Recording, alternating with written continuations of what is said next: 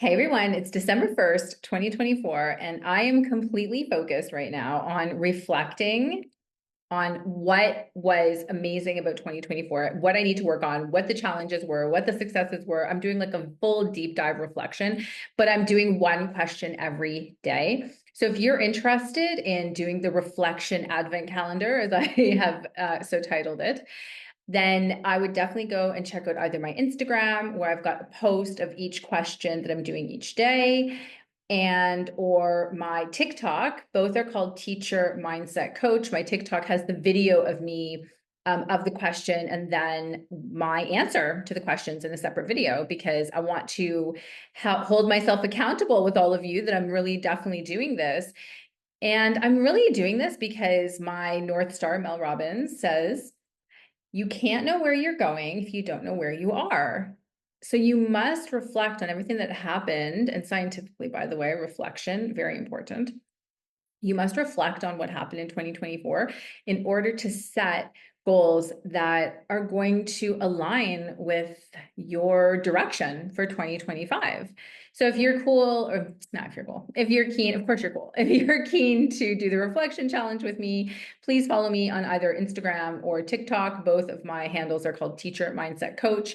And one of the things that I'm so excited about today is I am doing this interview with Laila. She is the first in a series of interviews that I am doing with teachers pay teachers sellers, so that we can sort of help other teachers out there who are trying to subsidize their income, who want to create this as maybe a side hustle, or maybe even later as an actual business, like coming out of teaching and helping other teachers. Sort of like I did. I was teaching for 22 years, and now I'm focusing on my motivational and public speaking for teachers and mindset coaching. Mindset coaching is for everyone, but also for teachers. So yeah, there's a lot of directions we can take. So now let's get into it. Here is the interview. I hope you enjoy. Oh, and please, of course, like, subscribe, and ask me any questions below. And if you're a TPT seller and you want me to interview you because you are, up and coming or whatever, then let me know. All right. Hey everyone, I am so excited that you are joining us today, because in this episode, I'm speaking to Laila, who is a special education teacher from New Jersey and started her TPT, or Teachers Pay Teachers store, Modz by Laila, just this year in 2024. And she is going to tell us all about her store, as well as the tips, the tricks that she learned along the way. So this is especially for you if you're a teacher who's maybe thinking of starting your TPT store. You already have a TPT store, and you maybe aren't doing as well as you had anticipated. So I have no doubt that you are going to learn so much today, just like I did. And yeah, let's get into it. Laila, thank you so much for joining us today. Thank you for having me here. I'm so excited. So I want to kind of start with your origin story. How did you decide to take the plunge and start your store? So it all started in January of this year, 2024. I got a text message from my good friend Beth. She works in finance, and she sent me a link to an article from a finance magazine. And it was an article about how all these teachers are making $100,000 or more in their side hustle. And she said, Lila, why aren't you doing this? My immediate reaction was, Beth, I'm not smart enough to do that, but I do buy a lot of stuff from that website. And so, whatever, I slept on it. And the next day was a Saturday. It was a long weekend. And I woke up that Saturday morning and I just had it in my head. I had to learn how to start a teachers pay teachers store. Okay. I was just letting this opportunity go by. And by Monday, I had my first absolutely terrible, embarrassing product listed. As we all did.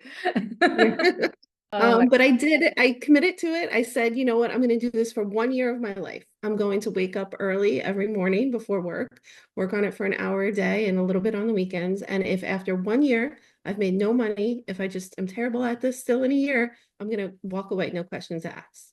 But if it goes well, then I have a great side hustle. That's it, exactly. And you woke up, I think you said 4 a.m., right? It was like a consistent time each day. Because I think sometimes teachers like, well, I don't have the time, but honestly, like 4 a.m., that's not, that's difficult for a lot of people. But if you want to find that time is there. And it is something to consider because that's sort of how things are really going to get moving. So I like that aspect of you carving time out every day to work on your store.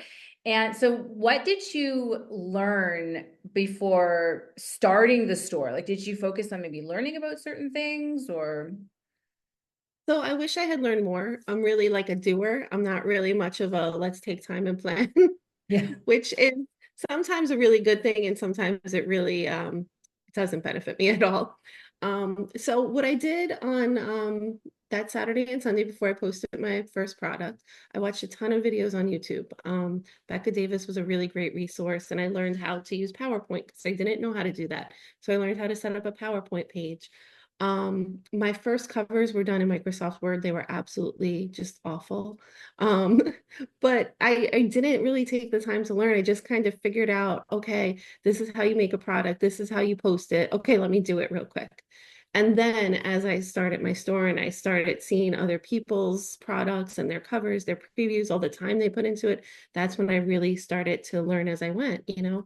I'm constantly watching YouTube videos, listening to podcasts on business and teachers pay teachers stores. And I'm just constantly learning. I think that's the biggest thing for a lot of teachers too, is sometimes, there's almost like there's two kinds of teachers, right? There's those teachers who it needs to be perfect, and that is what's stopping, I think, a lot of teachers from starting their store. But there's other teachers who are like, let's just get into it. It can be messy. It's okay. I'm going to figure it out as I go. And that allows them to just really get started. It doesn't have to be perfect. You can change it. I'm curious, like before I chat about marketing, is there one thing that you can think about that maybe you wish you had learned before you had started the store? Definitely. Yeah. Covers and previews and thumbnails. I think I'm on my seventh version of them.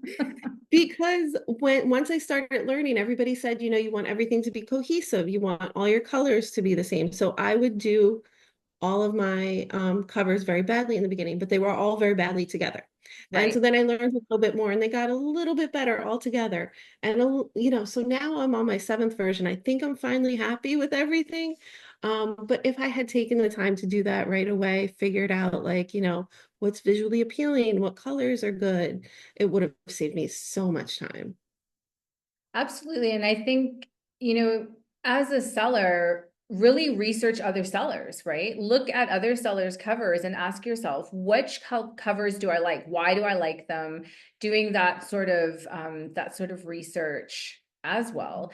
And in terms of marketing, because sometimes I think teachers pay teachers, sellers don't always realize that, guess what, you're in marketing now. Like, you're not just putting a product out there. You have to drive the people to your store. And sometimes I think social media could even be, good for that. But what strategies, I've got a few of my own strategies, but what strategies did you use in the beginning and with marketing, and like what worked, maybe what didn't work? How did you go? Yeah, so I think the gold standard in marketing is email marketing. I started my email list in July and I very quickly just focused on getting people on my email list. I had what I thought was a really good freebie that I was offering on Facebook, and I was able to get a few thousand people to sign up for my email list over the summer. One thing that I did do that isn't, I wouldn't recommend to anybody is I discovered teacher Facebook groups and I was like, "Ooh, here's an audience. Let me sell them my products." And here I am thinking I'm going to be helpful by posting my products nonstop because I thought that's what people wanted, but I Yeah. just really did not come across as helpful. I feel like it was a little spammy and I felt yucky at the end of the day after doing that. So I wouldn't recommend that to anybody. I think the number one thing with getting your product seen is SEO. And that's something that I had a really, really hard time understanding in the very beginning. I read the blogs, I watched the podcasts, watched the videos, listened to the podcast. They did it all, and it just wasn't clicking. It was like my students who were trying to learn division and they're just not getting it. Yeah. And then one day over the summer, I had like that light bulb moment, and it was like, oh, I get it. And once I learned to put, low competition keywords in my titles, and I could get to page one, that's when I really started to see my sales increase. Yeah, definitely. SEO, if you're a listener, you don't know, is search engine optimization, right? It helps your product get to the top of the list. And I've actually had luck using an AI prompter like ChatGPT to help me with SEO. I'll be like, okay, I need you to write the show notes for this in 100 words, make sure it's SEO optimized, so that it can have as many words as needed to get it to the top of the line. And I would just wanted to say about Facebook, I know exactly what you're saying with people being overly spammy if they're trying to promote their product. And I think the key with Facebook is you have to be super strategic about engaging with the audience that's on the TPT pages, because you don't always want to be promoting your product. Sometimes you just want to be commenting and saying, oh, this worked for me. And then if you see someone who could benefit from your Mhm. product, actually go and say, listen, I've got something you might really be interested in. Here's the link, check it out. Good luck with what you're doing, that sort of thing. I have found that's been the best sort of way to go with Facebook. I don't know, like, what do you think about that? Yeah, I definitely agree. Now that like I've realized this, I'm pretty active in some of the teacher groups, and I find that it's just a nice way to connect with other teachers. I've learned a lot. I'm sure other teachers are learning from it. So I think that just makes it so much more organic and authentic and Yeah. actually helpful. Definitely, definitely. And I wanted to also mention this to you because I had forgotten to mention it before I talk about your biggest sellers. But I remember watching a video from a seller, and all she did was she took a little video of her product and she put it on TikTok, and it just completely blew up. And I think that's also something teachers need to think about, is just taking a little snippet. How does your product work? How do you use the product, right? Here's like just a little piece of the product. If you could use this for your teachers, share this with other teachers that might benefit. Oh, do you know like a third grade teacher who's dealing with this problem? They might like this product. And you don't even have to be in the video. It's just a little bit of your Yep. product. And putting that on Instagram, putting that on TikTok, putting that as a Facebook reel, can really get views on your product. And I mean, you only need the right one person to share if it's the right person. you know. So true. So definitely something to think about, like 2025 goals. Anyways, I wanted to know about your product. So what are your sellers? What do you sell? And why do you think some products are doing better? I would love to hear about it. I sell products that I use in my classroom. I'm a special ed teacher. I teach grades 3 to 5 in an LLD classroom. So I do sell a lot of forms for special educators, parent teacher conference forms, IEP data tracking forms, accommodation forms. And then I also have created products that work for my students. Like I have a ton of math resources that I think are amazing because they break the word problems down into steps, and they have plenty of room and grids for the students to work. I also have high interest reading passages, things that keep my students interested. And then when you asked me what some of my best sellers were, I was so surprised when I looked at my data because I thought for sure Really? I really was. Because, I just get the emails like, oh, you made a sale. And I guess like I really register only certain sales, maybe ones that make me excited. And I really thought like my math and my reading were going to be my best sellers, but it's really my forms for special educators. My top 7 sellers are all forms for special educators. Amazing. See, Yeah. that is, and I just want to say to sellers, like that is something now for 2025, right? Now Hmm. oh, I should actually keep an eye on what's selling, because teachers, it's tough to quickly put together a form. If you've got a form, right? It's like, boom, there it is from a special education teacher, someone who actually knows what I'm dealing with. And now you know, okay, I'm going to maybe make a few more of those if those are my best sellers.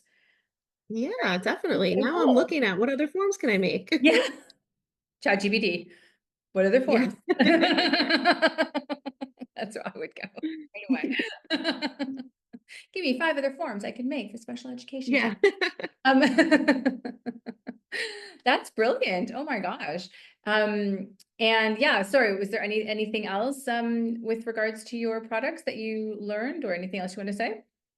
It was just really that. Like I just need to keep going and making forms. And all of the things that I sell in my store are things that I have been using. So like all of those forms I've been using for the past 10 years.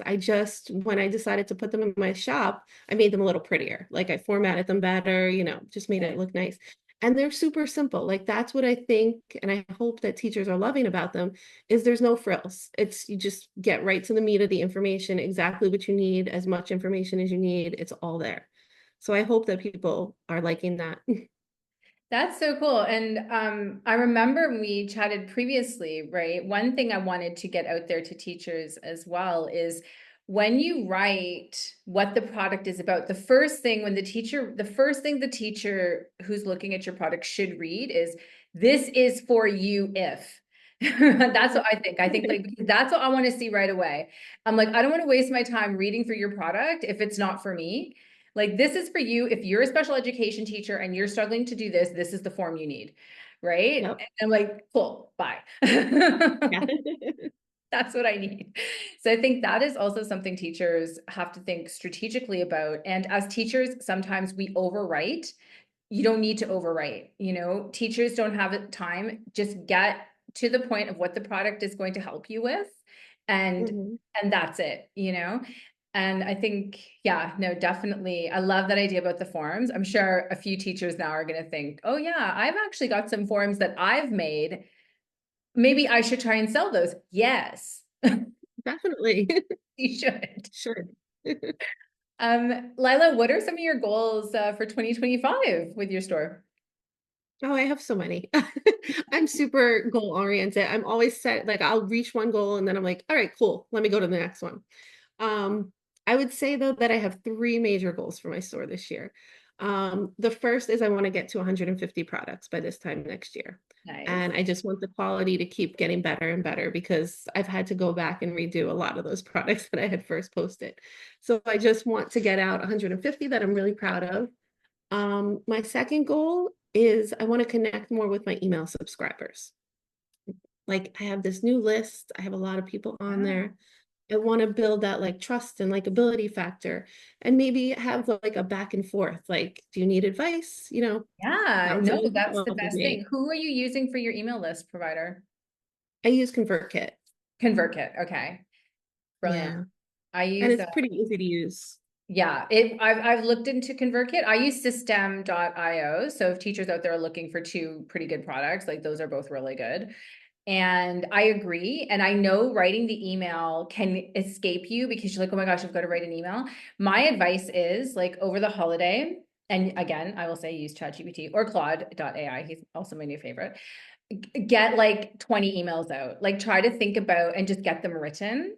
And then you've got like 20 weeks of emails that you can, put through. And they don't have to be anything, long. One of them can be about this podcast. And that way it doesn't kind of sneak up on you and when you actually put the email out there, you can still add to it. It's just that you now have a framework that's done. Anyways, that's advice I would, because one thing with me is I get lost in everything else I'm doing and I forget to send the email. It's very easy. I know. I send mine out on Sunday evenings, and there's been times that like it's 4 o'clock Sunday, and I'm like, ooh, I have to get an email together. Yeah. That's excellent advice, though. Have a specific time that you do it each week and like commit hmm to that time. Yeah, any other goals? I do have like a selfish goal. Nice. Um, I love I it. would love to make enough money to take my family on vacation, and my daughter's graduating in high school, so I would love to like take her on a weekend getaway to Puerto Rico. So we'll see. Ooh, yeah, well, me as a mindset coach now, since I've come out of teaching and now I do mindset coaching and focus on helping teachers, especially with mindset. Write it down as though you're there. I'm so excited that, what's your daughter's name? Maya. Maya. I'm so excited that Maya and I are in Puerto Rico. We are having the best time. We are swimming with the dolphins and we are staying at this hotel. And it's been the most incredible time. I'm so proud of her for graduating high school. And that is my best advice as a manifestation coach. And then you really like feel that, like you almost see it, you visualize it, right? And you feel it, then it'll happen. So just that's my best advice to you is definitely write it down, visualize it. Could get her to write it down too. Um, Laila, tell me just for final thoughts, what is one piece of advice that you would give to a TPT seller at the moment? Just go for it. Really, like, don't get caught up in your head and don't say, oh, this has to be perfect. I have to have everything figured out before I do this. Just go for it. What's the worst that's going to happen? No one's going to buy your product. Then you just make it better. Yeah. And then somebody will buy it. That's it. Learn from it, right? Test it out, maybe even. Test it on your Mhm. colleagues or test it on your students. I tested an escape room once and I realized something was very wrong. Kids just were not grasping this one concept. And I was like, okay, I really need to change that. And I'm so glad I did before I actually put it out there. And Mhm. now when I like now people love it. Like no one said anything about it. So yeah, I agree. Just, you know, just try it out. Any other advice? Exactly. Um, just figure out, like I said, the cover, preview, thumbnails, figure out how to make things before you start putting everything out there as cohesive. I had done all these terrible covers and I had like 15 of them at first, and then I had to go back and do 15 covers. Right. So just spend some time getting comfortable on Canva because that's really the easiest place to make your covers and previews. Spend some time, ask people, does this look good to you? Is this something you would click on? Just put in a little extra time with that. If I had done that, I would save myself, a whole lot of time. I still have some products in my store with like my fifth version of my cover, and they just kind of don't match. And I do have to go back and fix them, but it's like at this point, I don't have the time and it's not a priority. So that might have to wait until the summer. So if you figure all that out from the jump, you'll be good to go. I love that advice. And I mean, tap into your network, right? I am not a designer. But I know people who are amazing designers.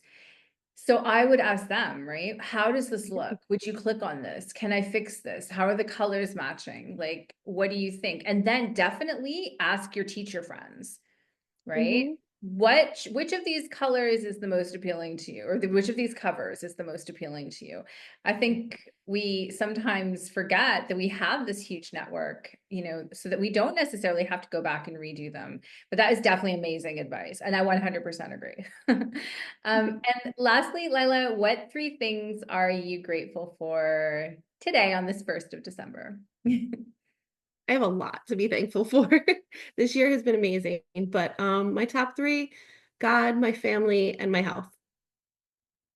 Fantastic. Yeah, all three incredibly important things to be grateful for, definitely. I agree with you wholeheartedly there.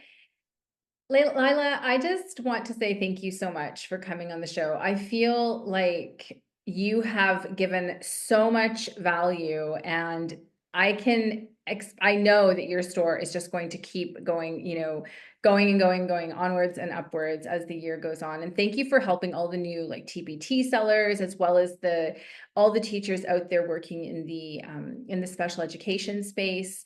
And I just wish you the most success and prosperity as you move forward in 2025 goals. Yay. Yay. Thank you so much. Thank you for having me. This has been so much fun.